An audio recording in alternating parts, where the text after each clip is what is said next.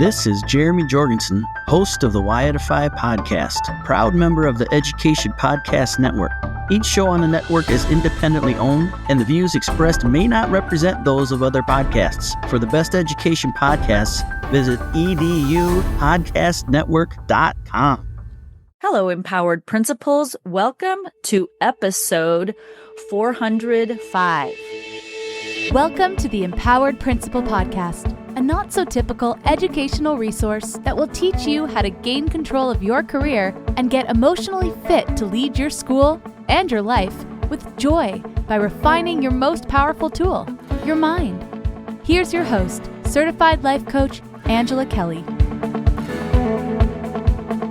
Welcome to this very amazing episode. I have just met a new friend in the field of education. We met online. I actually met her through an assistant. I get a lot of people who reach out and want to be on the podcast. And as you know, audience, I'm fiercely protective of you. I monitor every interview that comes onto this podcast because I want it to be in service to you, the listener. And Lori and I just met in person on Zoom. And I felt energetically, she's a match. I love this. And I have never done this before, you guys. I have never pushed play on a meet and greet ever. And so there's something special about what Lori has to say. And I am bringing her on. So the audio might not be great. I don't have my podcast mic because I'm traveling. And sorry about that. But we're going to just do this. This is a real conversation. This is two women on the planet who want to serve the field of education, the educators, students, families, communities. And I think you're in for a real treat with this conversation. So Lori, welcome to the podcast. Oh, Angela, thank you so much for having me. And I just love that, when you saw synergy happen, you said, let's make this happen. And that's how I operate. So thank you for that. Yes, I agree. I could feel. Leaders, I just want to say something right here before Lori and I dive in. A lot of our leadership, there is skill involved. There is knowledge, wisdom, experience involved. There's also an intuition, a feeling, a gut, whatever you call it. I call it my internal compass. There's something that's always guiding you as a leader. So in moments of overwhelm, confusion, indecision, sit in with your body and feel your way through that moment. Feel your way through that decision-making process. Feel your way through that connection, that conversation, that whatever you're doing in terms of taking action. Allow yourself to feel the guidance, and you will be amazed at where that takes you. So that's a little side note here, but that's what I was feeling, and it was so strong that I literally interrupted Lori and said, can we capture this now? The energy's right. The moment is right. And she said, yeah, my schedule's actually super busy over the next 6 weeks. So this may not have happened for another 2 or 3 months. And I'm just glad to capture it today. So little side note there, but Lori, could you tell the listeners a little bit about you, your background in education, and the story of how you created All It Takes and the other programming that you offer to educators? Sure. And thank you again. So my background is school counseling. I was a school counselor, still am. I still carry my PPS for, I think, 32 years now. And I was a 30-year school counselor, in schools. 7 years ago, I left to do what I'm doing now, running this nonprofit. I left public education, but still everything I do is around education. And like so many of us, my identity is tied in education. For the good or the not good of that, that is who I am and how I'm wired. Yeah. But yeah, I started at 27 as a school counselor. Most all of my years were in middle school. Some people are like middle school and others are like, middle school? Really? It's a love-hate, I think. Yeah, totally. Yeah, exactly. But I'm thinking as a counselor, what a beautiful time of life, of development to study the human experience, right? Middle school. Absolutely. And so many of my programs right now, this is a little less about my background, but just really quick, I believe our seventh graders are the place that need us the most. So anyways, a lot of my work and a lot of our programming when we're working directly with students is really pushing for those middle school years. Anyway, so that is a big passion for me. But also being a K-8 counselor the whole time, I really am focused on prevention, right? I really saw early on that a couple things. My very first year as a school counselor, I had 2 amazing opportunities that I said yes to. And we'll talk about yes in a bit. But I said yes to going to a 3-day training on peer programs. What I found out there is that it's possible to teach our young people the skills that I didn't get in formal training until my master's program. Wow. And I was like, wait, if I can teach kids to do this, I actually duplicate myself times however many are in that program. And of course, not the big, heaviest stuff, but kids are their own best answers. If we can give them the skill set, impart on them, have them embrace it and understand their own personal power, then they become assets to the work I was doing. So I was so lucky year one. And the other thing I did in year one was attend an overnight experiential training. At the time was titled At-Risk Kids. I don't love that, but that is what I was assigned to go to back then. It was 100 kids who really were very affected by many, many different types of trauma. Let's just leave it at that. And so they had a lot of risk factors. And in that first year, I was fascinated. By year two, I'm like, yeah, I'll watch the students as a chaperone, but I want to be for participating in the leadership of this. By year three, I was like, no, I'm not even going to chaperone anymore. I'm just going to be on the team that puts this program together. And from that year on, I never stopped doing. I changed locations. That program morphed into other things. But for my entire career, I was very experiential based, because what I realized by saying yes to an opportunity that I knew nothing about, that one of the best assets I had was to get to create change with people feeling their feelings, feeling their why, rather being told their why.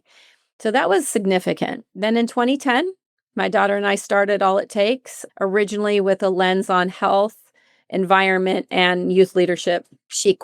My daughter's pretty popular out there in the world of film, quickly got so busy that she didn't have time. No, and she also was like 19 and like, I got to go do me. And so she, went and did her life, and it landed back in my expertise. So we really became an education focused organization. Jump forward to pandemic, when everybody pivots in a way that nobody believed they could or would ever do, right? We didn't even dream about what that would look like, because how could you even fantasize about that kind of change? Exactly. And we had an opportunity to make a film. So it's a yes thing. Like, I got a text from a local client, an administrator, director of curriculum and instruction. She said, please make a film on trauma. If our teachers have to pay to attend a workshop, they won't be able to afford it. We're going to need this more than ever when this is on the other side. So over that summer, without any funding or anything, we just made a film. That's so And cool. it is. And I was in the yards. It was COVID, right? So we were in masks outdoors, but Dr. Pedro Noguera, Dr. Linda Darlene Hammond, Dr. Pam Cantor, Dr. Mary Helen Immordino Yang, who now is like this leading neuroscience and education mastermind. Yeah. We were interviewing them. That's so wild. I want to point out, when you are working from an energetic state of belief and of service and contribution, and you're just looking at where is a need that I can support, and I can create solutions for people, and I can put my mind power to that. I think that the universe just like collapses time, and then it just starts to snowball. And all of a sudden you're making films and meeting, people who are leading the industry and having these conversations that are so powerful, so impactful. And I really believe you hit on something early on when you said, that students can learn at a younger age what we were maybe exposed to in our master's programs or college masters, or even adulthood, even in our careers. The awareness of personal power tools, empowerment tools, personal development and growth, SEL, skill sets. These aren't things that we were maybe taught in our era of school, right? Not at all. Absolutely. It was definitely, not at all. Yes. And I'm curious to ask you this.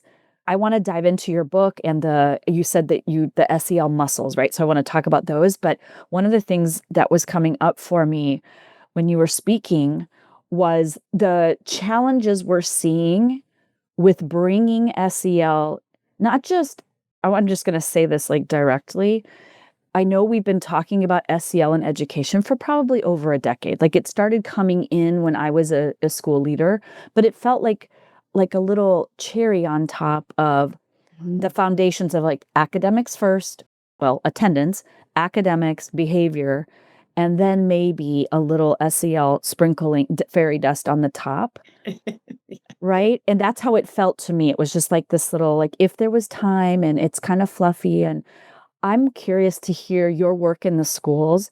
How are you approaching this conversation around let's talk about feelings and emotions and social emotional development and resiliency and maturity when the adults on campus find it very uncomfortable or uneasy to talk about their own emotional bandwidth?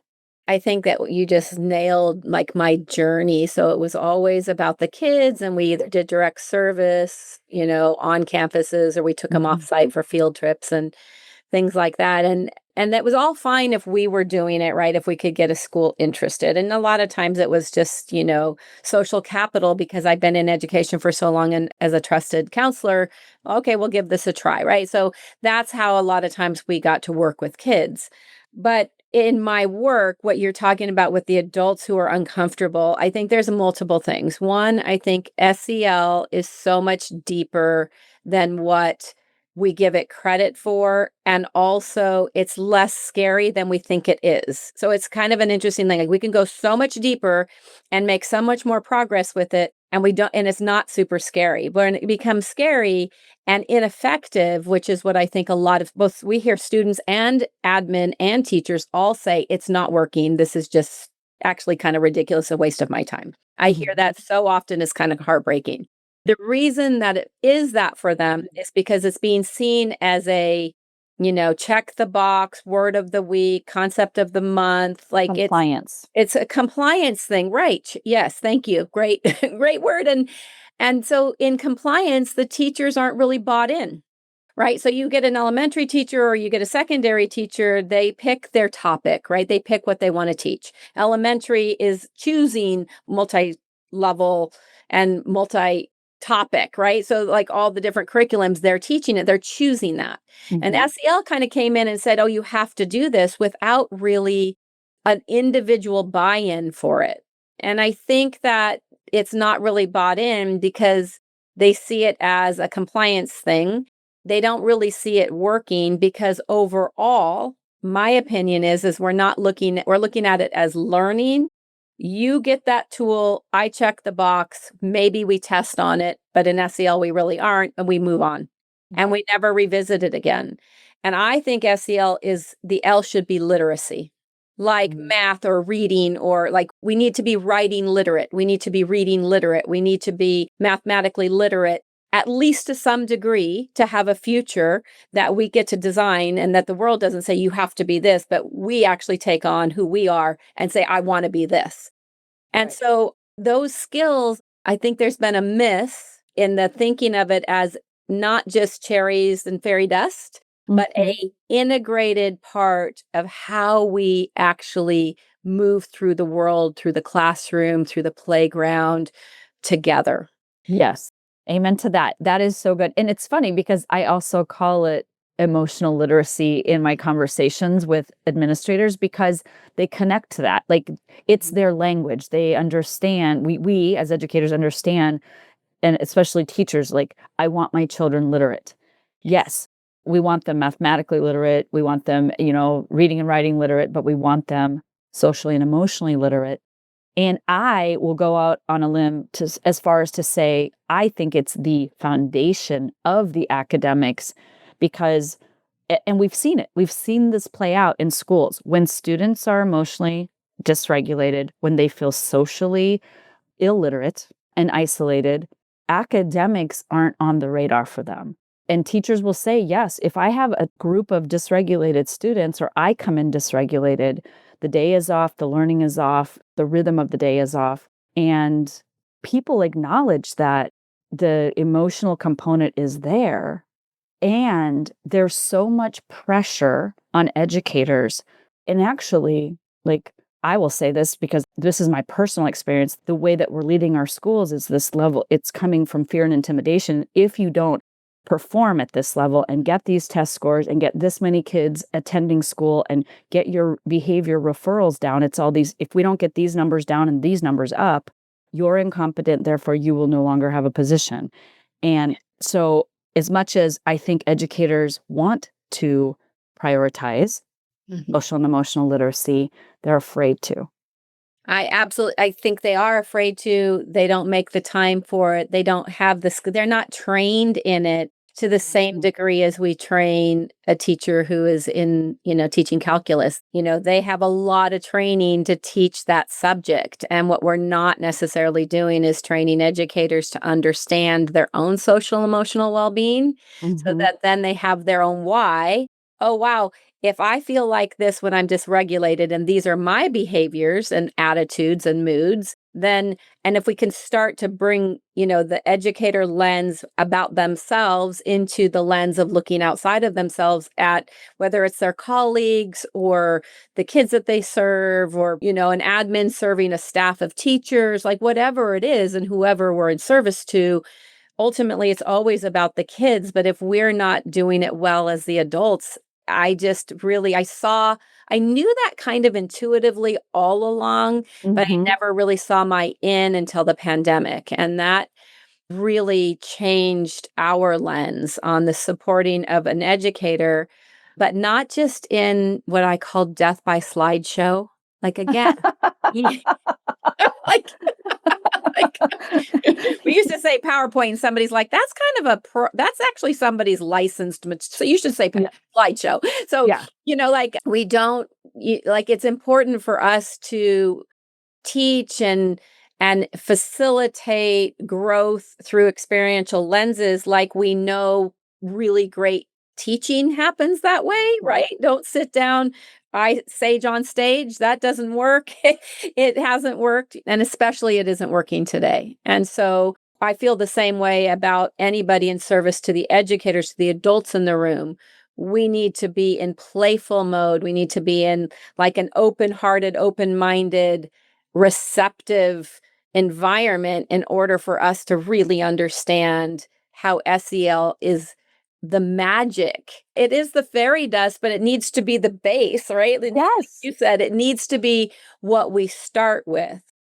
Building relationships, not, like the whole mentality, well, I'll be nice to them after a few months after they were afraid of me. I'm like, what? Yeah. Did that ever work? But, we thought really right after the pandemic, there was a lot of hope. And right now, I think that there's a lot of discouragement from a lot of educators because it doesn't necessarily feel like some of the changes we knew needed to happen are happening. And there's this like kind of almost a fight to go back to 20 years ago mentality of education. And our kids we're not the same. We're not teaching the same kids. It's not the same world. And then we complain about the behaviors. And so we're kind of, I don't know, my heart breaks for what educators are putting up with and dealing with right now. But also, I think education needs to get more courageous about trying new things. I agree. That's what this space is for and this podcast is for. And I think the work that I do in the world, like empowering site and district leaders and giving them a space to have these conversations, because you were talking about, educators in an ideal situation, they're playful and they experiment and they're willing to go on a journey and they're willing to trial and error things to see what works and what doesn't, because we know one size doesn't fit all. And you're constantly in this journey of exploring like what works this year and what works with this group of students and what works for these teachers. And I'm in my lens through the world of the empowered principal, I'm thinking what prevents the adults on campus from being open, from being playful, from being curious. And I think they lack safety. I think they don't feel safe to be open and playful because they don't feel like they have the time to make a mistake or that they have the space to trial and error actually. Yeah, the permission to. Yeah, like the permission. Yes, right. And so there is a rigidity that's come in with all of these expectations of, students meeting, grade level standards and assessments and all of that. And I will say, I saw a shift because what COVID did, and I think it's actually a beautiful thing, even though it's a highly uncomfortable thing for educators. COVID it exposed to society that education no longer needs to look the way it's always looked. Like we kind of, as educators, held a container. Higher education was the holder and power of knowledge. And then in order to access that, you had to go through the chains of command, which was, preschool, elementary school, middle, high school, graduate, go to college, or go to, trade school, or go to community college to access success in the world. And kids they're like, wait a minute. During COVID, it was like, I can actually learn how to do math online. I can actually go out into the world to learn science and history and social studies and engage in the world and learn in these more interactive, comprehensive, and actually much faster ways. Like you can just Google YouTube and learn. That's what parents do. They were Googling YouTube to figure in Khan Academy and all of these things to figure out how to teach their kids the math or support them in their own learning. And so it cracked open. And tell me what your thoughts are on this. But I feel like COVID cracked open an awareness in students and an awareness in families that it doesn't have to be this one traditional box. It's so interesting that you say that. We are kindred for sure. Yes. Because I like to say often that, we like to say this is the way it is to kids. And they're like, I have this thing, this device, you see this thing that you gave me that tells me in real time, even if it's not, real, right? Because we don't always know what's real and not real, but they are seeing that what we're telling them in so many ways isn't true.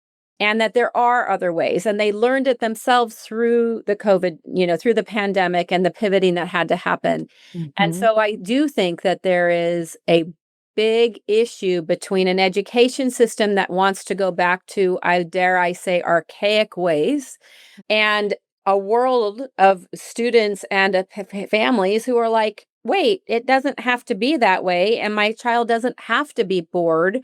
And my child should be challenged and should be engaged, right? And then we have educators who are like, well, they just want to be entertained all the time. Well, that is a piece of it. Like our attention spans are shorter. That is the truth. But that's what our today's current society is. That's what our kids are. We have to meet our kids where they are, not where we want them to be. And that's I think a headspace thing. It's a challenge for a lot of educators. Like I want to do what I know, what I was comfortable in, not change me to help them in their own learning. Right. And that is where we step in and offer that support, because in order to, you were saying like kids want to be entertained. And I do think, yes, for all of us, we are zoomed into these screens and we love to be entertained, which is why people are on social media. Like they're looking for entertainment, they're consuming content. And I also think that when I think about a teacher, it's like they're bored teaching in the old ways, right? And in order for them to be playful and to be maybe more entertaining, what would make teaching more entertaining? And this is where I invite the leaders and the teachers to come into a reflection space where they're like, wait a minute, what is the purpose of education again? What do I value? What do I like about teaching and learning? How do I want it to feel for me as the educator? And I want to feel good coming to work. I want to feel good. I want to feel and so redefining and actually like exploring once again the purpose, the values, the desires, the goals, and shifting them into like what would feel good for us as the educator. I actually think there is some more alignment than we realize. I think what would feel good for teachers will actually feel good for students when we allow that conversation to take place. Absolutely. And I see it firsthand in the work we do, right? Like I see educators remember how to have fun. I see educators like the light bulb goes off when they're just like, oh, I could use this fun thing to reset my classroom when the whole ship goes sideways, right? Like because a lot of classrooms with behaviors and stuff, like I can rephrase ways that I communicate with kids that feel really good to me and have me going home feeling whole and complete and satisfied with my own action. Even if it doesn't go my way or didn't fix the problem, I can feel good about the problem. I mean, I can feel good about how I moved through it. Mm-hmm. And then when we're feeling good, we have a lens of creativity that we're able to apply, right? We're able to lean into like joy or ease. And I feel like without those pieces, we're being asked to make sure our kids have them, but we really just don't know how. And, there's a lot of writing, there's a lot of personal development stuff on, finding joy as an adult and when did we lose our joy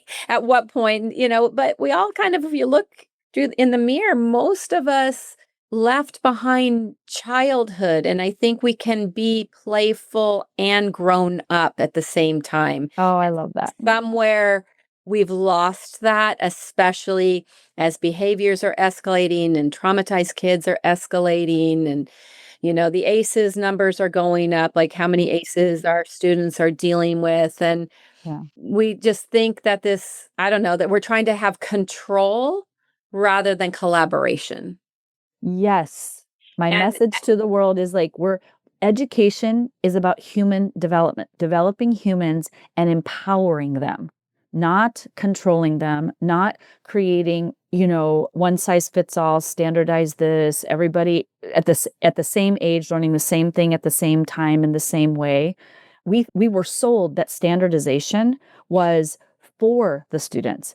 And I have found it to be true personally, and I've seen it in my work over the last decade as a coach and in my 22 years in education, that it's actually a detriment to students, which then pressures the teachers they're frustrated. And why isn't the standardization working?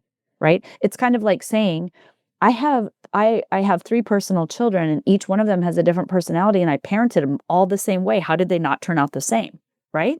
We're doing this in our classrooms. yes.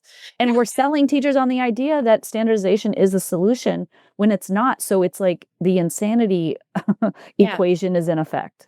Yeah, and I think there's some reasons we got there, which is a whole different deep dive, right? I do think that, we went from very rigid education and parenting to that didn't feel good, and all the psychology is like, oh, we need to let kids have an opinion and have kids say what they want, but then we didn't really know how to keep that within safe and appropriate boundaries, not rigid boxes, but boundaries. Like, no, you can have a say and tell me you're disappointed that you don't have, this is super simple, but a cupcake before dinner, right? Parents are always like, they're so compelling. I mean, that's when it got hard for me. Like when my daughter was more compelling and her, like all of my intuitions, like that doesn't make sense, but you somehow have spun that. So like I'm questioning me. Yes. The 4-year-olds got me questioning me, right? Like, and that's common.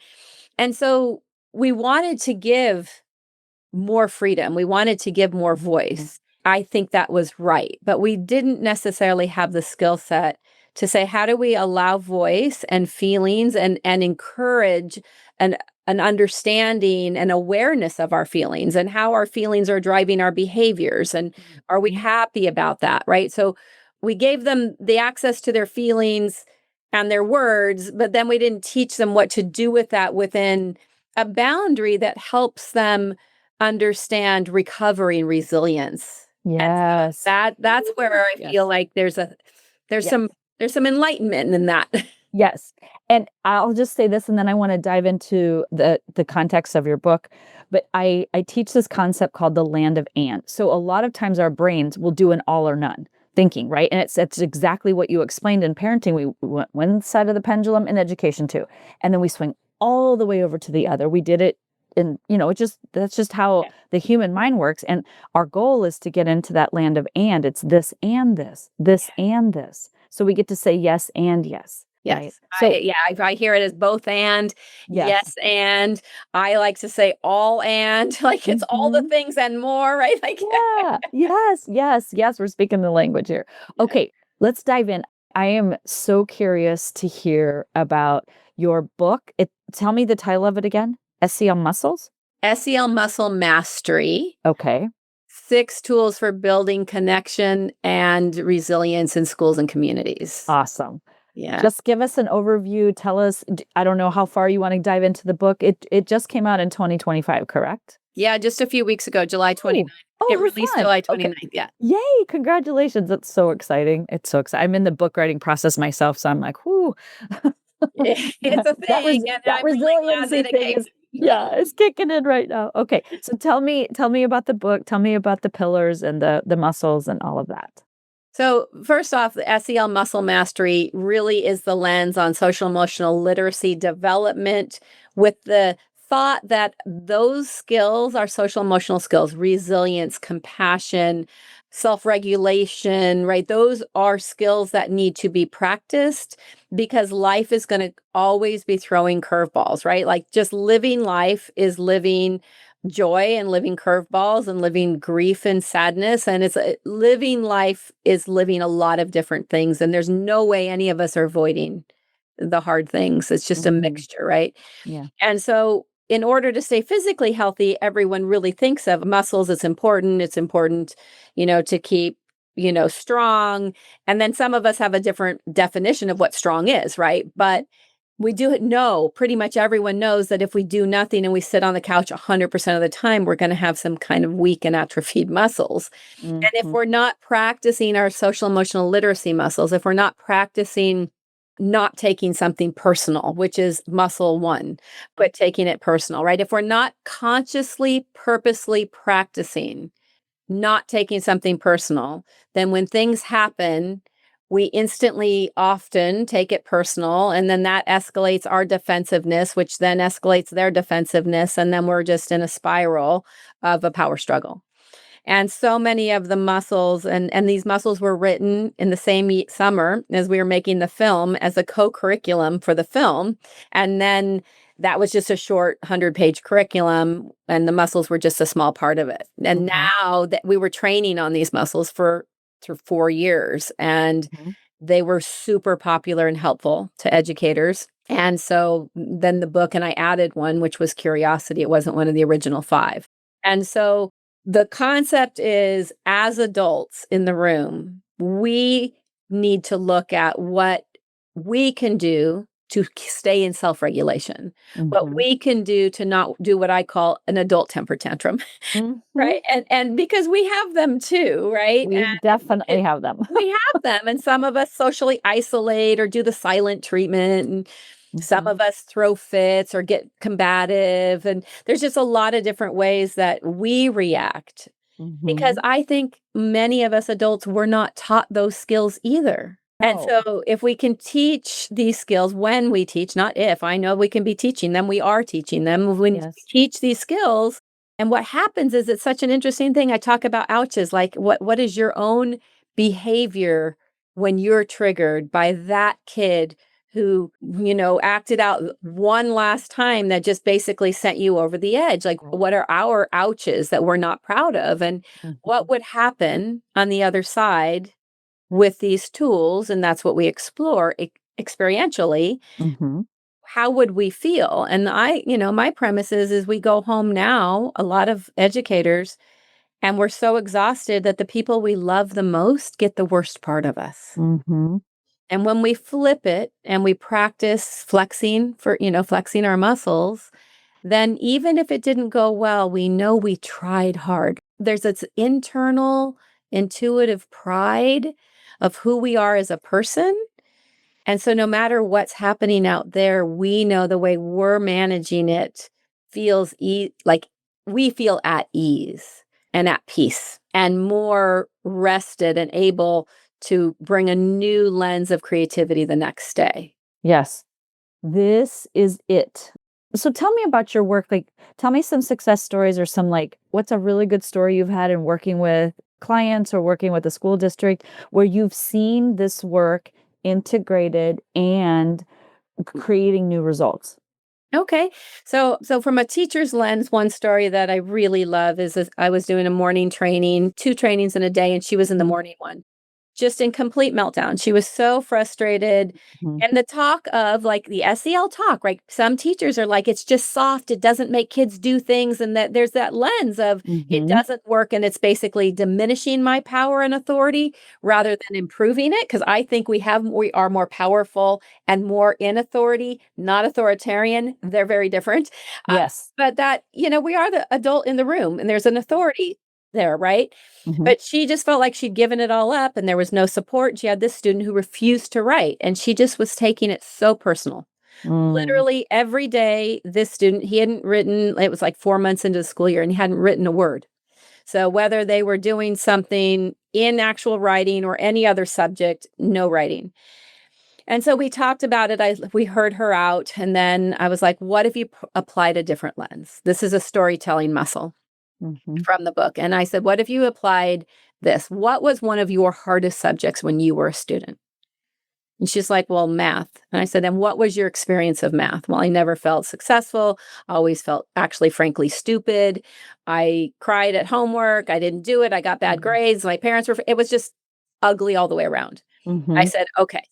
So maybe if you approach this student with your story of what was hard for you rather than your fear, because you're so attached to this student writing for their future, like it's coming from care, Right.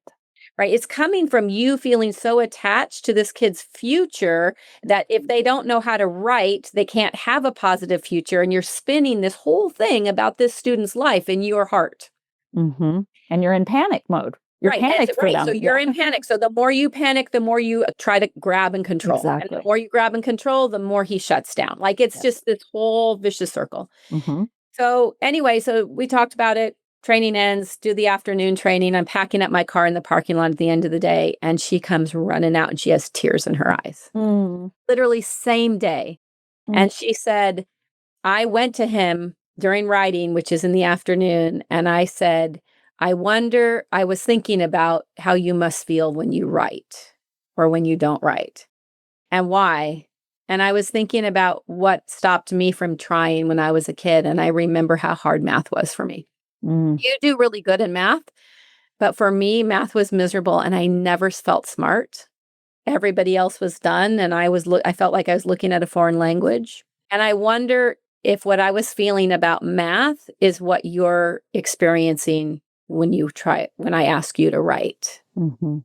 And she then started crying and said he wrote more for her that afternoon than he'd written in 4 months. Wow. And all he needed from her was to be understood, Mhm. not desperately attached to, right? Like, so it went from desperation to curiosity and understanding.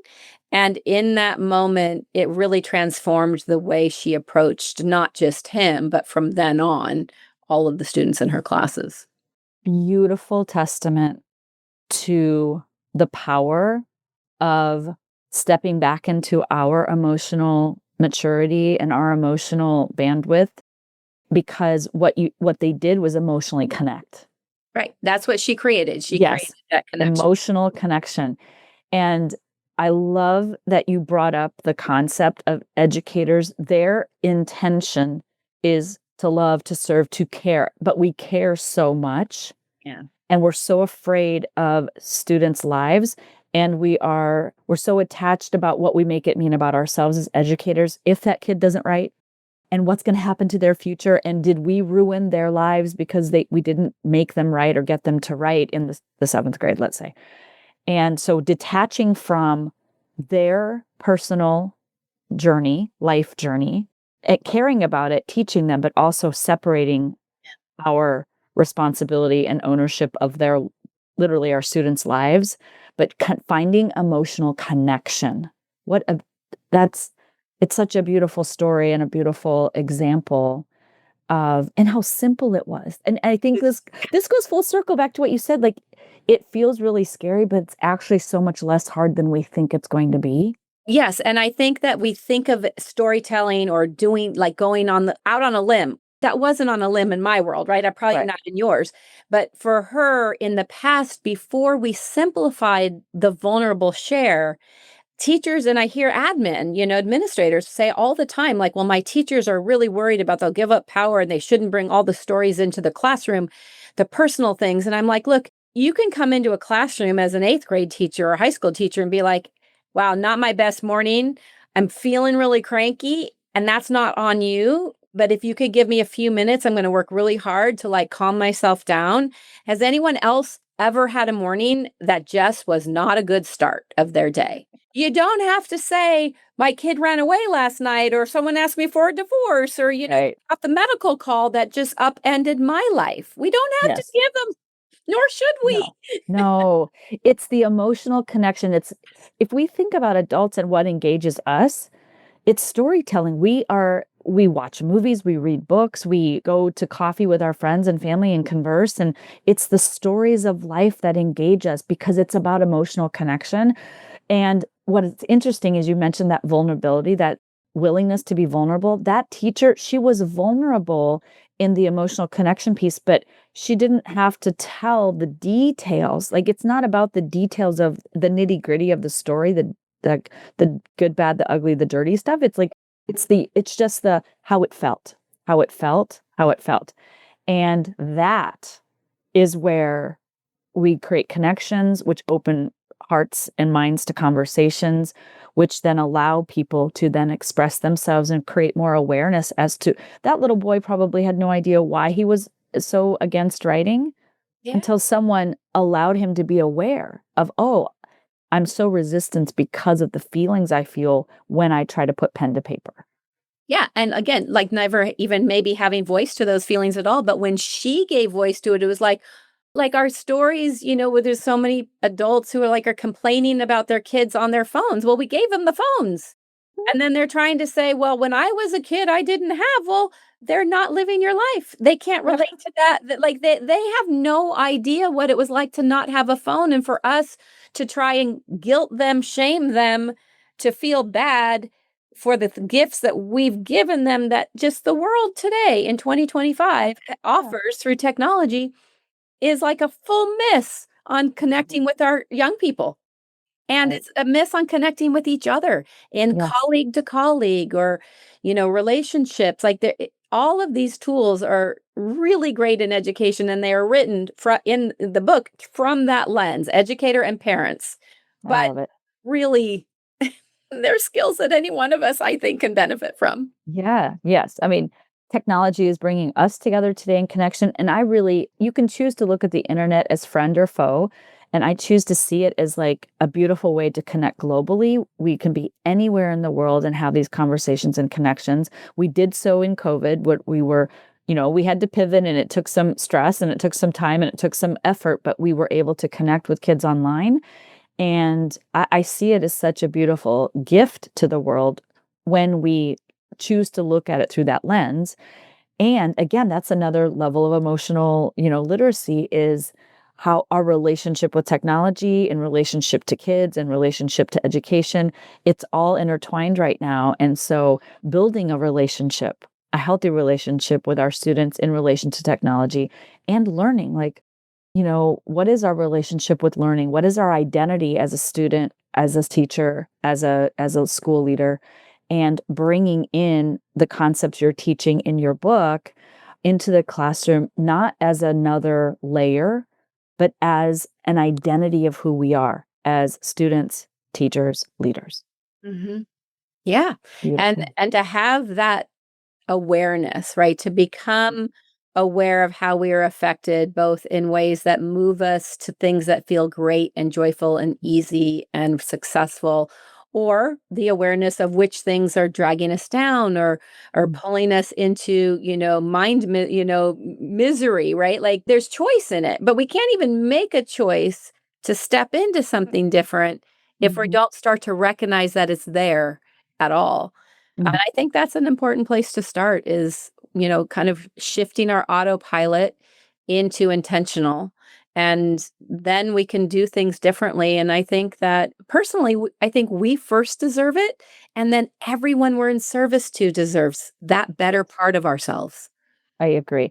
I do believe the work that you and I are putting into the world. This is a concept that my master coach taught me, and apply it into my work, which is there's a foundation to this work. It's for us first, then for them, and for the greater good. So for us, for them, for the greater good. And if we do it greater good, them, us, we will have depleted, right? We will have given to the greater good, given to our teachers, staff, community members, students, and then what's little left for us, we need to fulfill. It has to be, I call it a grand slam, where it's a win for us, a win for teachers, staff, students, a win for community and global, education at large.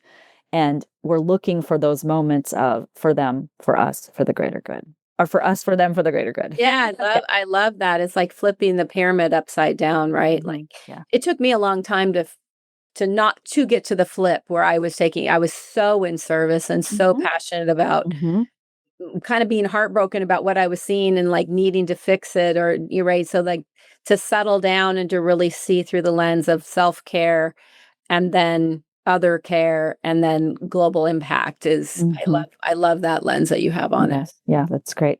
So any final thoughts, comments, insights, wisdom that you would like to share with our listeners as we say goodbye for today? You're worth it as much as they are. And SEL, social emotional literacy, is really not a hard thing. It's actually such a rewarding thing for you first that it's worth really diving in to see what's possible in it for you. It is. I believe that social emotional learning, growth, development, personal power, stepping into this world of empowerment is actually, it's much stronger. It makes you stronger. I think people feel like it's going to make us weak or look broken or unfixable or disempowered. And I think the opposite is true. I feel most empowered when I'm in management and in regulation emotionally and mentally, socially, physically. And when I learn how to do that, when my body is freaking out, when my nervous system is gone offline and is in haywire moment, knowing that there's something that can ground me and bring me back to center and to remember that I have the capacity, that's when I feel my most empowered, right? Yeah. Absolutely. And so we have it a little backwards, right? Like if we control everything, we'll be happy. And I think it's the opposite, right? When we let go of control, but stay focused and intentional in our own wisdom and our own intuition and our own dreams and purpose, then that's when the magic happens. Exactly.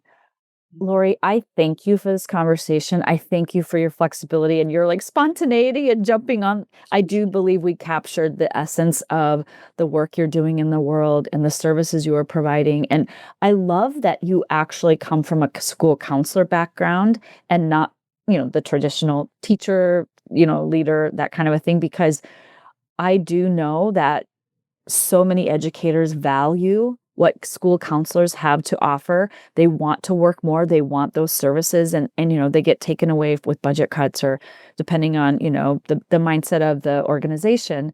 But the value is there, and you're literally bringing that work and expanding it to make it accessible for the teachers in the classroom, the students, and the school leaders out there. So thank you so much for having the courage to build this service, this company, these tools and resources for people. I think it's fabulous.